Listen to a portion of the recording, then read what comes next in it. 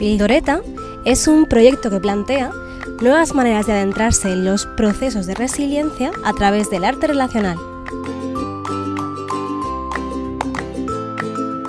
Soy la doctora creativa, artista, educadora e ilustradora, para niños hospitalizados y para el personal sanitario.